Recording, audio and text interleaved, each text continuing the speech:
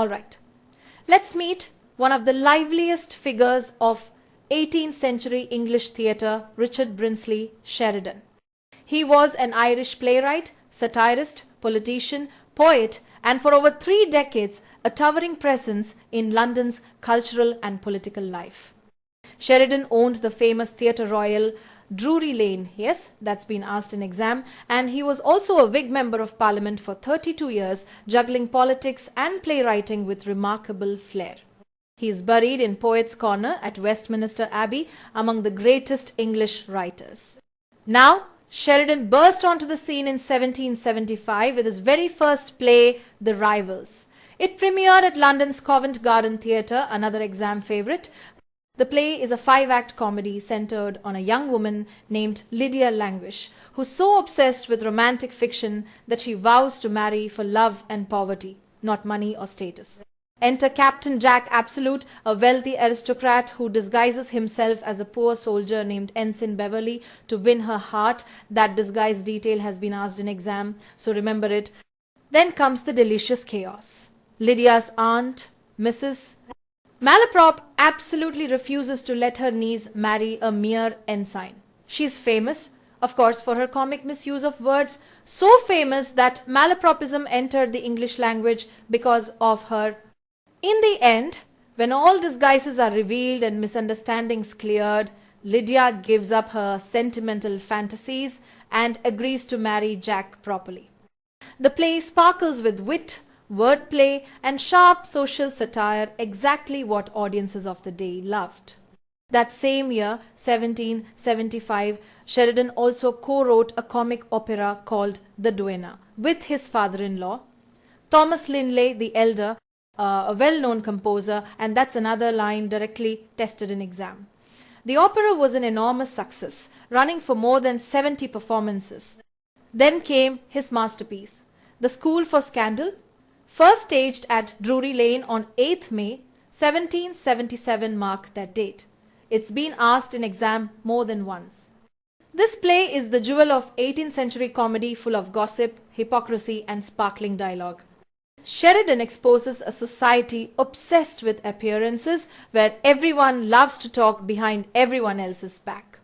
It's clever, biting and remains one of the most performed comedies in English. Sheridan kept writing through the late 72nds.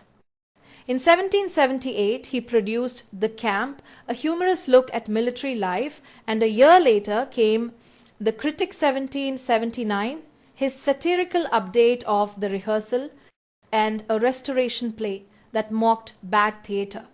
Both titles often appear together in exam questions. He also wrote A Trip to Scarborough and several later works including The Glorious 1st of June and Pizarro, though by then he was devoting more energy to Parliament than to the stage. His political speeches, by the way, were legendary, full of theatrical flair and emotional appeal. Samuel Johnson admired him, and Lord Byron once called him the best comic dramatist modern times have produced. So, in short, Sheridan gave English drama its last great burst of Restoration-style brilliance. His wit was polished, his dialogue electric, and his characters unforgettable. From Lydia Languish to Mrs. Malaprop, he captured the spirit of his age, part comedy of manners, part social mirror. And don't forget your exam code: Rivals, D-Day, Scare, Scandal, Camp, Critic, 1st June, Pizarro. That's your shortcut to remembering his key works in order. Alright, let's talk about one of the greatest comedies of manners ever written, Richard Brinsley Sheridan's The School for Scandal. It first lit up the stage of Drury Lane Theatre in London on the 8th of May 1777, and that performance date has been asked in exam. Critics and audiences still agree this is perhaps the finest example of Restoration-style wit revived in the late 18th century. Now the play's themes, gossip, marriage, gender and morality, make it timeless. At its heart, The School for Scandal is about the power of rumour, how gossip can destroy reputations, and how truth eventually unmasks hypocrisy. The story begins with Lady Sneerwell, a wealthy widow. Remember that name? It's a frequent exam cue, and her sly hireling Snake. Together, they plan mischief by spreading rumors and manipulating romances. Their biggest target? The Surface brothers, Joseph and Charles. Joseph is the outwardly virtuous hypocrite. Charles is reckless but good-hearted. Both are in love with Maria, a young heiress, though Maria only loves Charles. Lady Sneerwell and Joseph conspire to ruin that match. Meanwhile, we meet Sir Peter Thesill and his young wife, Lady Thesill, whose playful arguments over fashion and money add sparkle to the plot. Their marriage embodies the conflict between old-fashioned virtue and the temptations of London society. Lady Thesill's character will become key later, and yes, her epilogue to the play, written by George Coleman the Elder, has been asked in exam. In another corner of the story, the Surface brothers' long-absent uncle, Sir Oliver Surface, returns from abroad. He wants to test which nephew is truly worthy of his fortune.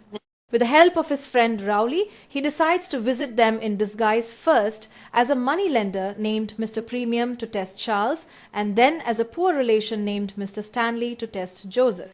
When Sir Oliver visits Charles, he finds him drinking, gambling, and surrounded by wild company. But there's a twist. Despite his carelessness, Charles shows a noble heart. He even refuses to sell his uncle's portrait when raising money. That moment of loyalty has been asked in exam more than once. Sir Oliver is secretly moved. Then comes the most famous scene, the screen scene. Lady Thesill has been flirting with Joseph Surface, who's only pretending to be virtuous. When Sir Peter suddenly arrives, Lady Thesill hides behind a folding screen. Joseph tries to keep his secrets intact, but chaos erupts when Charles bursts in, pulls down the screen, and reveals Lady Thesill hiding there. That revelation, Lady Thesill discovered behind the screen, is another major exam question. The moment exposes Joseph's hypocrisy and shatters his image of moral perfection. Humiliated but wiser, Lady Thesill realizes her foolishness and repents, especially when she learns how kind and generous Sir Peter truly is. Their quarrels end in reconciliation. Meanwhile, Sir Oliver continues his disguise as Mr. Stanley to test Joseph, who pretends poverty but refuses to help his supposed relative. This convinces Sir Oliver of Joseph's deceit. Later, he reveals his true identity to both brothers, publicly rewarding Charles for his honesty and generosity, while Joseph's duplicity collapses before everyone's eyes. The tangled web of gossip also unravels. Snake, the hireling, confesses that Lady Sneerwell and Joseph were behind all the scandals. Their schemes exposed, Charles and Maria are finally free to marry. Sir Peter and Lady Thesill also reconcile, restoring domestic harmony. And just when the curtain seems ready to fall, Lady Thesill steps forward to address the audience in an epilogue, the one written by George Coleman the Elder, where she playfully mocks her own flirtations and parodies a famous speech from Shakespeare's Othello. That witty Shakespearean parody is another fact that's been asked in exam. So, in short, Sheridan's The School for Scandal is witty, polished, and sharp. A moral comedy disguised as sparkling satire. It celebrates honesty over hypocrisy, love over rumor, and good humor over social pretense. No wonder it's called the most excellent comedy of manners of all time.